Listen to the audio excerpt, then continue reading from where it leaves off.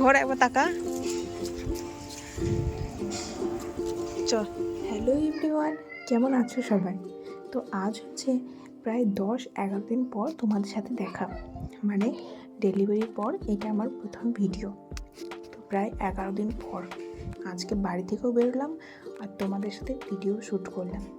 তো আজকে কোথায় যাচ্ছি, এই সময় আর কেন যাচ্ছি সমস্ত কিছু তোমাদের সাথে শেয়ার করব, সমস্ত কিছু তোমাদেরকে বলবো। ভিডিওটা পুরোটা দেখতে থাকো।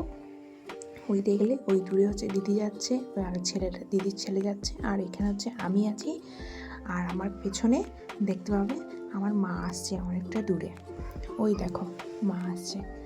তো আমরা কোথায় যাচ্ছি না যাচ্ছি সমস্ত কিছু তোমাদেরকে দেখাবো। ভিডিওটা পুরোটা দেখতে থাকো, ভালো লাগলে অবশ্যই লাইক করে দিও আর আমার চ্যানেলটা সাবস্ক্রাইব করতে ভুলো না।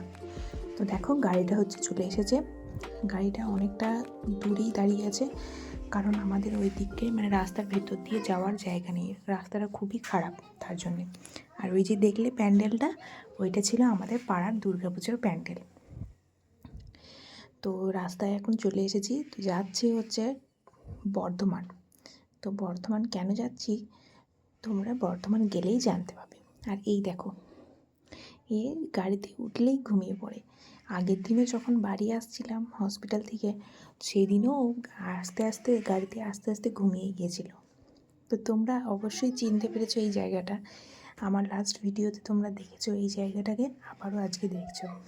হ্যাঁ, আবারও সেই জায়গাতেই এসেছি, কারণ আমাদের ডেলিভারির পর আর রিধিমার জন্মের পর ফার্স্ট চেক আপ, তো তার জন্যই আমরা আজকে এসেছি। তো ডাক্তারে বলেছিল 7 দিন পর আসতে, কিন্তু আমরা 2 দিন লেট করেই এসেছি, কারণ আমার ডাক্তার আলাদা আর রিধিমার ডাক্তারও আলাদা, আজ বসবে ওনারা দুজন জন্যই আমরা আজকের ডেটটা ঠিক করেছি। এখন আশ্রমের ভেতরে হচ্ছে আমরা চলে এসেছি। তো ডাক্তার এখনও আসেনি, টাইম দিয়েছিলেন 1টায়, তো এখন বেঁচে গেছে হচ্ছে 1:30। তো দেখাই যাক কখন আসে, যখন আসবে তখন দেখাবো। তো দেখো অনেকক্ষণ পর ডাক্তার এসেছিলেন, মানে ওই 1:45 কাছাকাছি এসেছিলেন। আর আমাদের বেশি দেরি হবে না, কারণ আমাদের 2 নম্বরই নাম আছে। এই যে এনারা বেরোলো, এরপরই হচ্ছে আমরা যাব, এরপরই হচ্ছে আমাদের নাম আছে। তো দেখিয়ে নিই, দেখি কি বলে, তখন তোমাদেরকে বলবো। এমনি আমাদের কোনো অসুবিধা নেই, তাও কিন্তু একবার শুধু চেক আপের জন্য আমাদের আসা। তো চলো দেখিয়ে নিই, তারপরে ডাক্তার দেখানো আমাদের কমপ্লিট হয়ে গেছে, আর আমরা হচ্ছে এখন বাড়ি যাচ্ছি।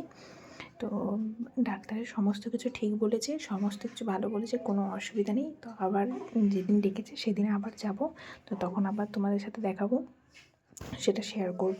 আর ওই দূরে দেখতে পাচ্ছ প্যান্ডেল হচ্ছে বাঁ দিকে, তো সেই প্যান্ডেলটা নিয়ে না আমরা বাড়ি যাওয়ার সময় হাসাহাসি করছিলাম যে এত বাঁশ দিয়ে প্যান্ডেল করছে এখানটা, মনে হচ্ছে সারা বর্ধমানের বাঁশ মনে হয় যেন এই প্যান্ডেলেই রাখা আছে।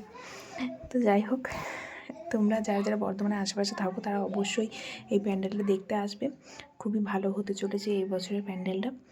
তো ব্লগটা আমি এখানেই এন্ড করছি, আর বেশি বড় করব না।